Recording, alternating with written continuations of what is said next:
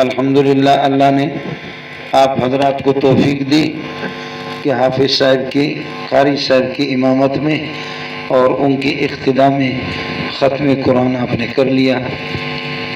अल्लाह ताला ये सारा का सारा सवाब जो ख़त्म कुरान जिन्होंने सुनाया है उनके सुनाने को और आप हजरात के मर्द और ख़वातीन उनके सुनने को और उनकी तरावियों को, इबादतों को, रियाज़तों को अपनी बारगाह में कबूल फरमाए।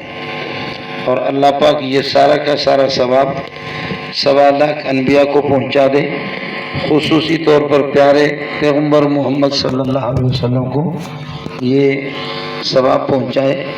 और फिर इस कुरान पाक की ख़त्म को और इस तकरीब को अल्लाह पाक उम्मत मुस्लिम के लिए ज़रिए निजात बनाए, मग़फ़िरत का ज़रिए बनाए।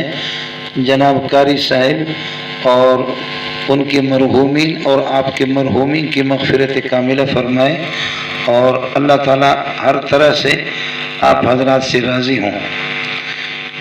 ये याद रखें कि रमज़ान मुबारक में ख़त्म कुरान की सुन्नत अलग है और तरावियों की सुन्नत यकुम रमज़ान से लेकर के यकुम शव्वाल जब तक ईद उल फितर की चाँद का ऐलान ना हो जाए तो उस वक़्त तक तरावियों की सुन्नत मुस्तकिल है।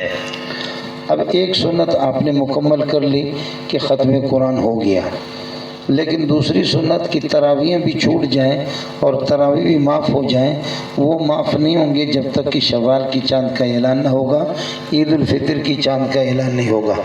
इसलिए तरावियाँ आप चाहे छोटी सूरतों से पढ़ लें या बड़ी सूरतों से पढ़ लें, लेकिन तरावी सुन्नत मुअक्कदा है और छोड़ने से इंसान ये है कि गुनाहगार हो जाता है। और गुनाहगार फिर रमज़ान के महीने में जो रहमतों का सीज़न है और अल्लाह की रहमतों की अनवार और रहमतों की बारिश हो रही है, इस मौके पर भी आदमी अल्लाह से टक्कर ले ले और सुन्नत मुअक्कदा को तर्क कर ले और बगावत पर उतर आ जाए तो ये बहुत बड़ी बदबख्ती की बात होगी, नाकामी की बात होगी। जबकि नफल इस महीने के अंदर नफल का दर्जा बढ़ा करके उसको फ़र्ज़ के बराबर किया जाता है और एक फ़र्ज़ अगर अदा की जाए इस रमज़ान के महीने में 70 गुना उसका सवाब मिल जाता है। तो जिस तरीके पर नेकियों का सिलसिला के नेकियों में बरकत हो जाती है और नेकियों का सिलसिला बढ़ाया जाता है, इसी तरह रमज़ान के महीने में बुराइयों का सिलसिला वो भी ख़तरनाक है। एक आदमी गुनाह बाहर कर लेता है, उसकी संगीनी और उसकी नौयत अलग है, लेकिन वही गुनाह अगर मस्जिद में कर लेता है तो फिर लानत और बढ़ जाती है। फिर मस्जिद हराम में अगर कर लेता है तो मज़ीद और लानत बढ़ जाती है। तो रमज़ान में जिस तरह रहमतें हैं, इस तरीके पर रमज़ान में खुदा से टक्कर ले लेना और नबी की तरीक़ों को ज़बह कर लेना ये भी बहुत ख़तरनाक है। इसलिए तरावियों को तर्क न करें, तरावियों का सिलसिला आखिर तक। अब तो आपके लिए आसानी भी होगी कि बाज़ मौलवी कहते हैं कि जी 20 पढ़ो, बाज़ कहते हैं कि जी 10 पढ़ो, बाज़ कहते हैं कि 8 पढ़ो। ये आपके लिए शॉर्टकट रास्ते भी इन्होंने निकाल दिए, समझे। ये 20 से ला कर के 10 पे पहुंचाया और 10 से गया फिर 8 पे पहुंचा और अब 8 की जो फरमाइश आ रही है वो ये आ रही है कि 8 पे ज़रूरी नहीं है, समझे। ये भी अगर आप पढ़ेंगे तो जिब्रील और मीकाईल पर आपका एहसान होगा और अगर नहीं पढ़ेंगे तो वो भी कोई ज़रूरी नहीं है, समझे। और उम्मीद भी है कि आगे चल करके इस तरह के भी उलमा आपको मिलेंगे कि जो आपको कहेंगे कि पलंगों पर और गद्दों पर आराम फरमाएं और ये कि अपने घरों में बैठे बैठे ऑनलाइन आपकी सारी नमाजें हो जाएंगी। ये एक कोशिश हो रही है, इंशाल्लाह ये पैकेज और ये सहूलतें आपको बैठे बैठे घर में फराहम की जाएंगी। ये सारा का सारा सिलसिला होगा। इमाम शाफी रहमतुल्लाह अलैह फरमाते हैं कि जब से हमारी आंखें खुली हमने देखा कि हरम शरीफ के अंदर 20 से कम कभी भी तरावी नहीं हुई। लेकिन ज़ाहिर है कि अल्लाह का भला करे, मैं भी सऊदी, दुबई, कतर बहुत जाता हूँ तो लोग मुझसे पूछते हैं कि जी क्या करें, तो 8 पढ़ें या 10 पढ़ें या 20 पढ़ें। तो मैं कहता हूँ कि जो मोटे मोटे लोग हैं जिनको शुगर के मर्ज़ है और उठ नहीं सकते, जो मालदार किस्म के, वो 8 पढ़े اور جو درمیانے ذہن کے لوگ ہیں، درمیانے پراپرٹی جن کے پاس ہے وہ 10 پڑھیں، اور جو کنگلے ہیں وہ اللہ کا بھلا کرے وہ 20 پڑھیں۔ تو یہ ترتیب بہرحال آپ حضرات کے لیے سہولت، مولوی ملیں گے، فتویٰ برائے فروخت بھی آپ کو ملے گا ہر طریقہ پر، لیکن امت مسلمہ کا جو عمل رہا ہے اس کو آپ سامنے رکھ کر کے اس قسم کے مولویوں پر آپ نہ جائیں۔ 14ویں صدی میں جس قسم کا زمانہ آپ کے سامنے، مولوی بھی اسی قسم کے آپ کو ملتے رہیں گے۔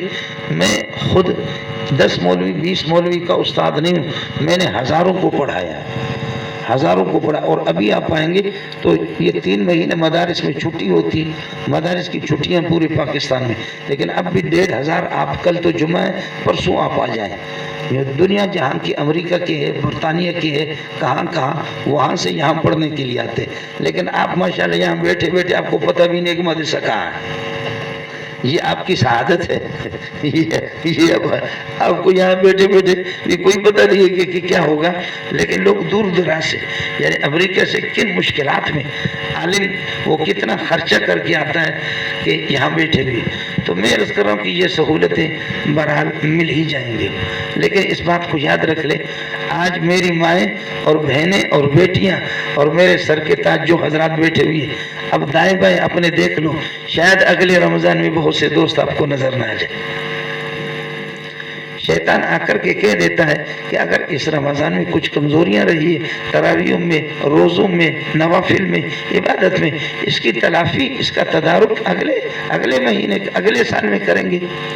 تو یہ اگلے جو ہے نا، اگلے کا جو سلسلہ ہے، آج یہ ملا آپ کو دیکھ رہا ہے اور آپ اس ملا کو بھی دیکھ رہے ہیں، اور عین ممکن ہے کہ اگلے سال آپ اس ملا کو نہ دیکھیں یا یہ ملا آپ کو نہ دیکھیں۔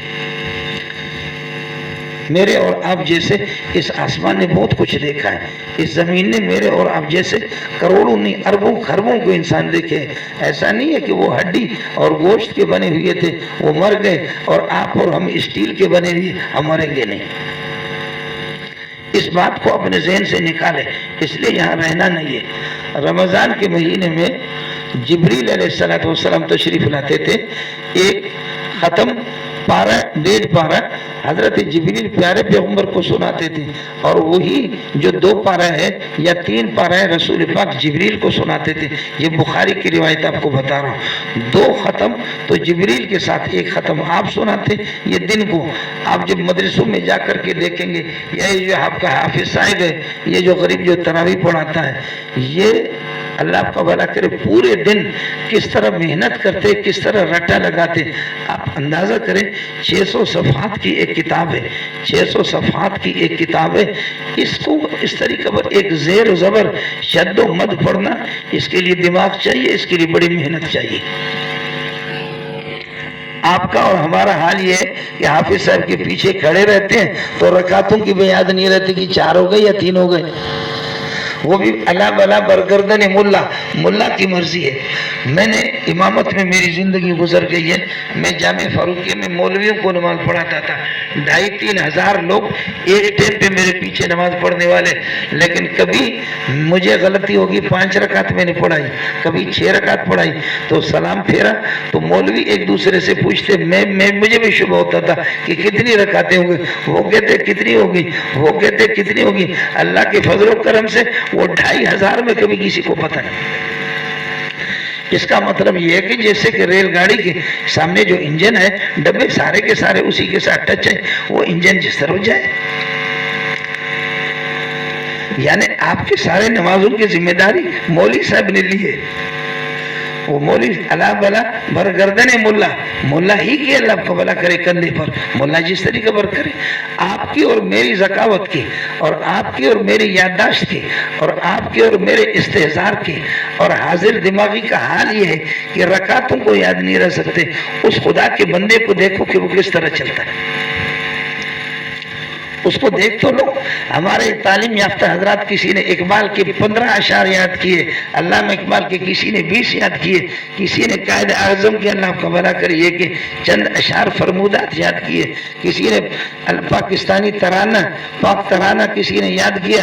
وہ بڑے بڑے ہمارے ہاں تعلیم یافتہ ہے۔ یہ آپ کی تعلیم تو اس کے مقابلے میں ہے، وہ ٹکے کے بھی نہیں ہے۔ تعلیم تو یہ ہے کہ 600 صفحات کی کتاب کو آپ دیکھیں، زیر و زبر، شد و مد.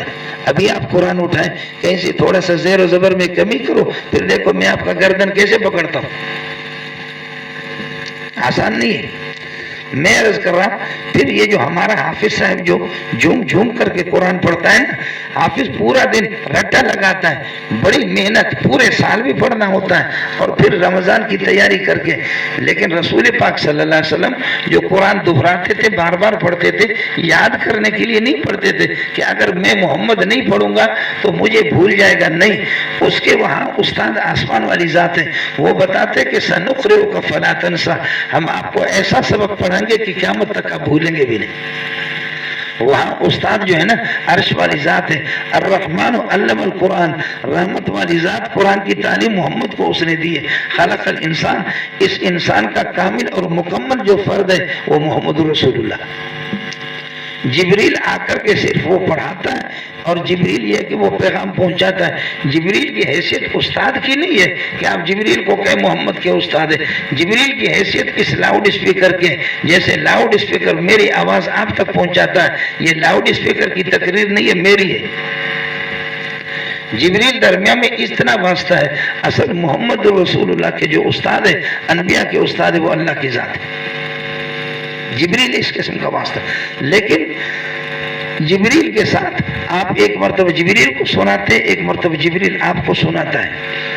2 ختم تو یہ ہوتے ہیں. اور آپ نوافل کے اندر، تراویحوں کے اندر آپ نے کتنا پڑھا ہے اس کو کسی نے نقل نہیں کیا. اتنا نقل کیا کہ کبھی اس طرح بھی ہوا کہ ایک رکعت کے اندر رسول پاک نے 5 پاروں کی تلاوت بھی کی ہے. وہ حضرات دیکھ لیں کہ آپ کو نبوت مل جاتی ہے 40 سال کے بعد. 40 سال کے بعد اگر آپ یہ کہ تراویح پڑھ رہے نفل، ایک رکعت کے اندر 5 پاروں کی تلاوت کرتا ہے، تو 50 سال کی عمر، 55 سال کی، 63 سال کو اللہ کو پیارے ہو گئے. آج 63 والوں کو پتا کرو، حافظ صاحب کو کھڑا کرو، حافظ صاحب بھی F16 کی طرح چلے گا. F16 ہمارے بلوچوں میں اور سندھیوں میں، ارے بابا اصل کہتے ایڑو امام کپے جیڑو امام F16 ہو جی بابا. ہم کو تو ایسا امام چاہیے. پھر بڑھ آپ کا ماشاءاللہ حافظ صاحب اچھا پڑھتا ہے، لیکن بڑھ حافظ اللہ اکبر، پھر اللہ اکبر. اور کبھی 20 صورتوں میں، چھوٹی صورتوں میں تراویح پڑھاتا حافظ صاحب، اور پھر یہ کہ وہ بوڑھے غریب پہلی رکعت سے اٹھ رہے ہیں دوسرے کے لیے. حافظ صاحب کہتے ہیں کہ آپ کو اٹھنے کی ضرورت نہیں، میں خود خدمت میں دوبارہ آ رہا ہوں. حافظ صاحب کہتے ہیں کہ آپ نہ آ جائیں، آپ بوڑھے ہیں، ہم دوبارہ آ رہے ہیں، انا دینا پڑھ کر کے واپس آ رہے ہیں. اس طرح بھی ہوتا ہے کہ 21 منٹ کے اندر 4 رکعت فرض، اس کے بعد 2 رکعت سنت، اور پھر اس کے بعد 20 رکعت تراویح، پھر 3 رکعت وتر. یہ 21 منٹ میں، 22 منٹ میں آسمان نے اس قسم کی تراویح کبھی نہیں دیکھی محمد کے زمانے میں. اور صحابہ اور تابعین، پیران پیر عبد القادر جیلانی اور یہ بزرگان دین ابو حنیفہ، شافعی، مالک، احمد بن حنبل، آسمان نے ایسی تراویح نہیں دکھائی. ہم پہلی مرتبہ دیکھ رہے ہیں کہ دنیا تیز رفتاری سے جا رہی، ہم بھی تراویح کو اسی طرح کریں گے. دنیا بہت تیز ہو گئی ہے، F16 بھی ہم نے بنا دیا، تو ہماری تلاوت بھی F16 والی ہوگی. آپ نے 5 رکعت کی تلاوت کی ہے. ام سلمہ رضی اللہ تعالیٰ عنہ فرماتی ہے کانت قراتو حرفن حرفن، ایک لفظ کو واضح کر کے آپ پڑھتے تھے. لیکن جو بات میں آپ سے عرض کر رہا ہوں، میری مائیں اور بہنیں، میرے بھائی بھی سن لیں. جبریل نے فرمایا کہ حضرت میں ہر سال آپ کو سناتا ہوں، آپ مجھے سناتے ہیں. رات کو پھر یہ کہ آپ الگ تراویح میں، نوافل میں صحابہ کو سناتے ہیں. لیکن پیارے اس رمضان میں 2 مرتبہ جبریل نے سنایا، 2 مرتبہ نبی نے جبریل کو سنایا.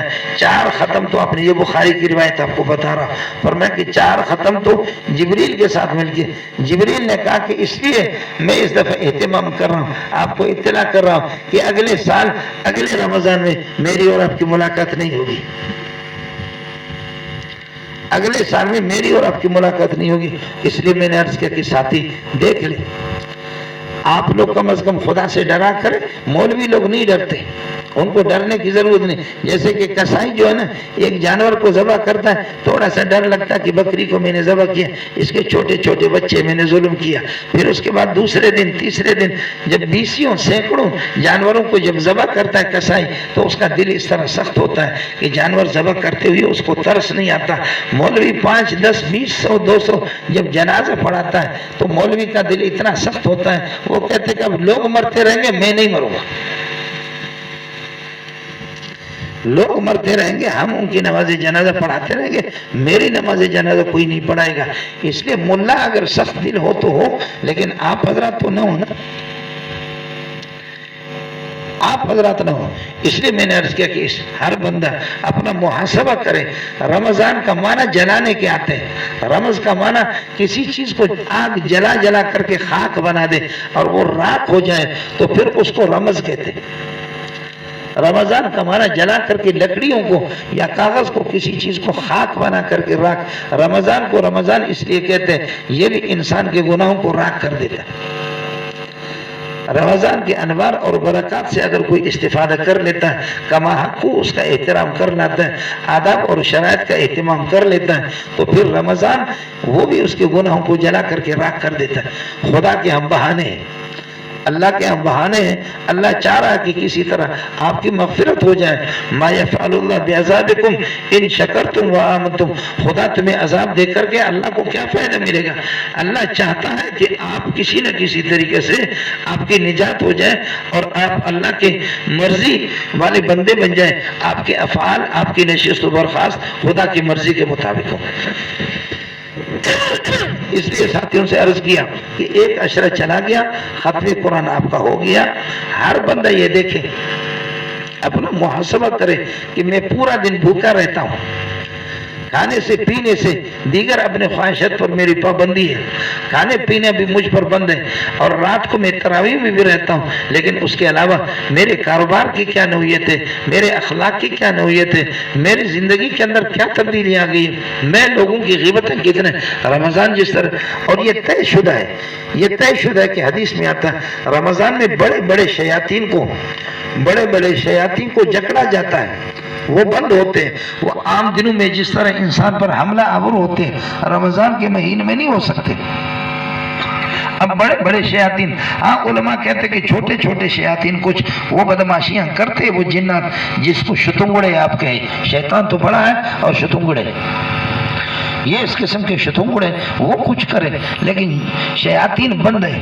اب آپ نے اور مجھے دیکھنا ہوگا کہ جب شیاطین بند ہے, بڑے سرکش بھوت وہ بند ہے, اس کے باوجود میرے اندر کوئی تبدیلی نہیں آئی, اس کے باوجود میری نمازوں میں اللہ کی طرف رجوع کرنے میں کوئی مجھے فرق نہیں پڑا. میں جیسے پہلے تھا اب ہوں. تو اس کا مطلب یہ ہے کہ میں نے 11 مہینے میں اتنا گناہ کیا کہ میرا مزاج گناہ کا بن گیا.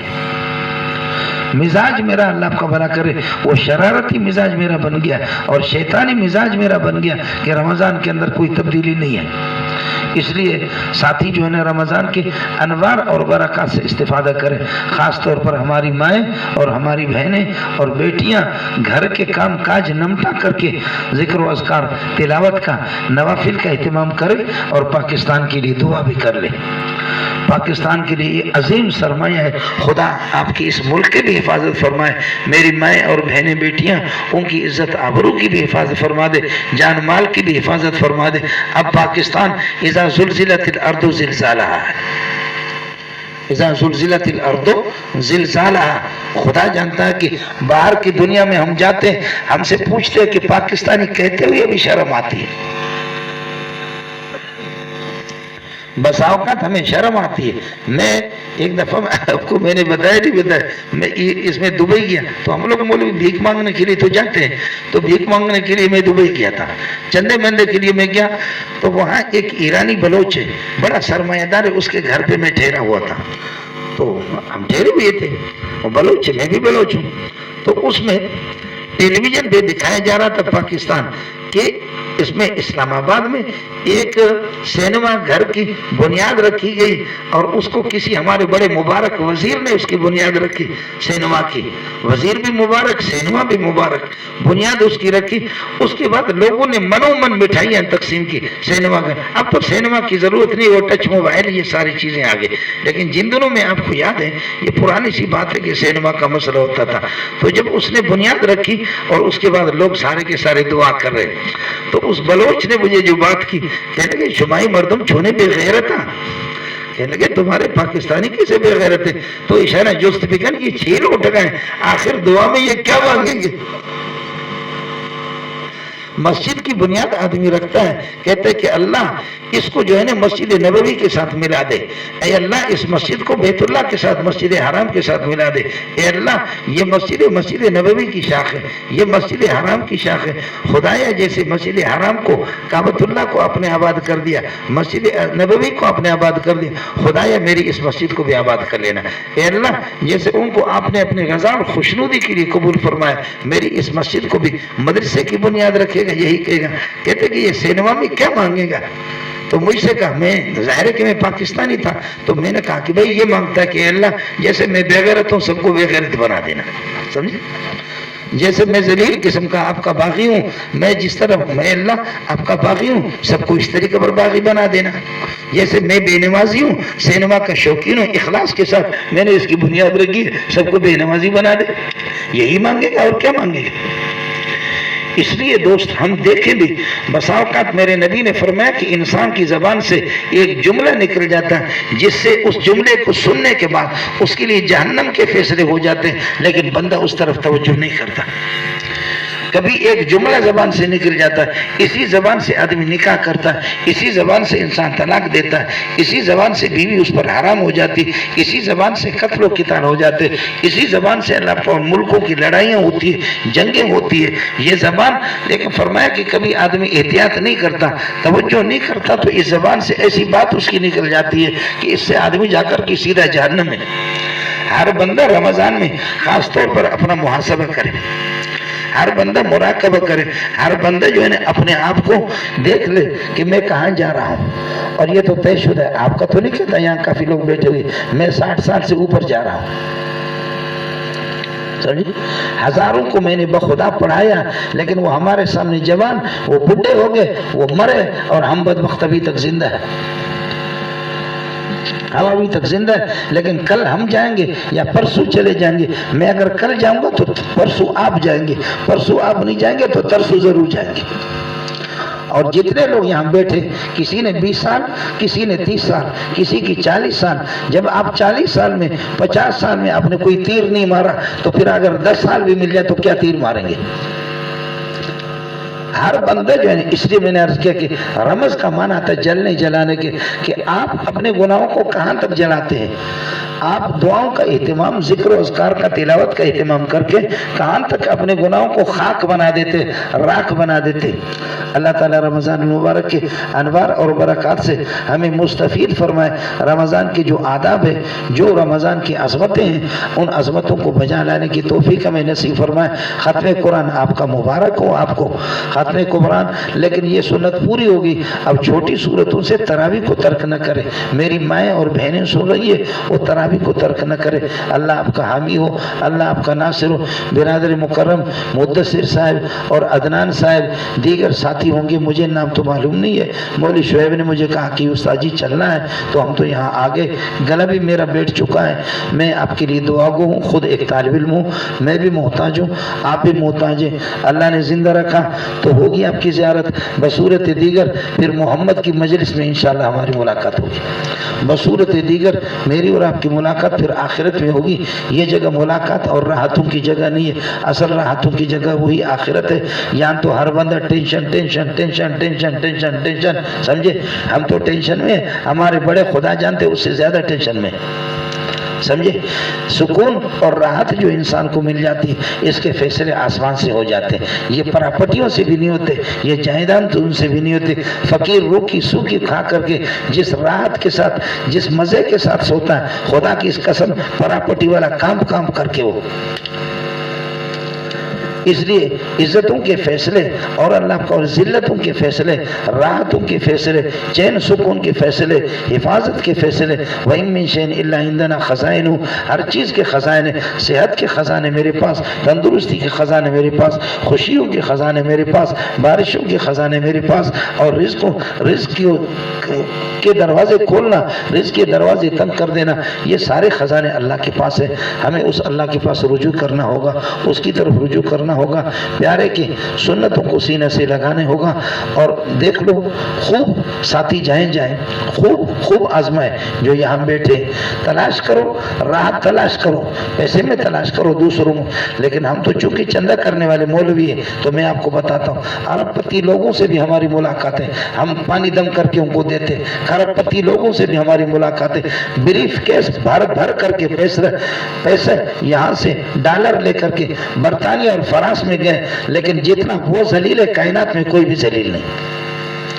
بریف کیس بھر کر کے ڈالر برطانیہ فرانس بھی گئے، لیکن انہوں نے شراب کی بوتلوں سے بھی کوشش کی کہ چین حاصل ہو جائے، سکون ہمیں حاصل ہو جائے، اور وہ ڈالر کھپا کر کے واپس آ گئے، گھومتے آخر تبلیغی جماعت میں گئے، اور کچی مسجدوں میں، سندھ کے مسجدوں میں، کچی مسجد میں بریگیڈیئر بھی سویا ہوا، ریٹائرڈ بریگیڈیئر، جرنل بھی سویا ہوا ہے، مالدار بھی مسجد کے اندر، کہنے لگے مولوی صاحب مزہ تو تبلیغی جماعت میں ادھر ہے، ہم تو پاگل تھے کہ برطانیہ فرانس جاتے تھے۔ روٹی سوکھی کھا کر کے خوب گھومے پھرو۔ وہ کوئی جنرل کرنل بریگیڈیئر میرے پاس آتے کہتے تعویذ دے دو، تو ہم کہتے کہ آپ ہمیں تعویذ دے دو کہ ہم گھر میں ہم خود تباہ، سمجھے آپ، اس لیے کہ سارا ملک آپ کے ہاتھ میں، آپ کو تعویذ کی کیا ضرورت ہے، سمجھے؟ وہ خود اتنے پریشان ہے، خدا کی قسم، وہ کہتے ہیں ہمیں تعویذ دے دو، تو ہم کہتے ہیں کہ آپ ہمیں تعویذ دے دو، اس لیے کہ ہماری تقریر مولویوں کی بھی رٹی ہوئی ہے، لوگوں کو پاگل بنا، ہمارے گھر سے بھی دین کا جنازہ نکل چکا ہے، تبلیغی بھی اوپر کچھ کرے گا، اس کے گھر کے اندر بھی دین کا مسئلہ نہیں ہوگا، تو اس لیے کسی کو جہنم کی جانے کی ضرورت نہیں ہے۔ اگر آدمی خدا سے بغاوت کرے گا، نبی کی سنتوں کو ذبح کرے گا، تو کرسی بھی اس کے لیے خود بخود جہنم ہے، پراڈو گاڑی اس کے لیے، لینڈ کروزر اس کے لیے خود بخود جہنم ہے، یہ لباس اس کے لیے خود جہنم ہے، بیٹے اس کے لیے جہنم کے دار ہو گئے، بیوی مستقل جہنم کے دار ہو گئے، اس کو جہنم میں جانے کی ضرورت نہیں ہے۔ یہ سارے فیصلے جو ہے نا آسمان سے ہوتے ہیں، یہ سارے فیصلے آسمان سے ہوتے ہیں، جو فارمولہ آپ کو اور مجھے نبی نے بتایا اس کو اختیار کرنا ہوگا، جو فارمولہ حضرت نے بتایا اسی کے، اس لیے ان چیزوں سے کچھ نہیں ہوتا۔ آؤ ہم سارے کے سارے اللہ کی طرف رجوع کریں۔ میں نے آپ کا وقت بھی لیا، میرا گلے بیٹھ گیا، اللہ تعالیٰ اس ختم کو اپنے بارگاہ میں قبول فرمائے۔ برادر مکرم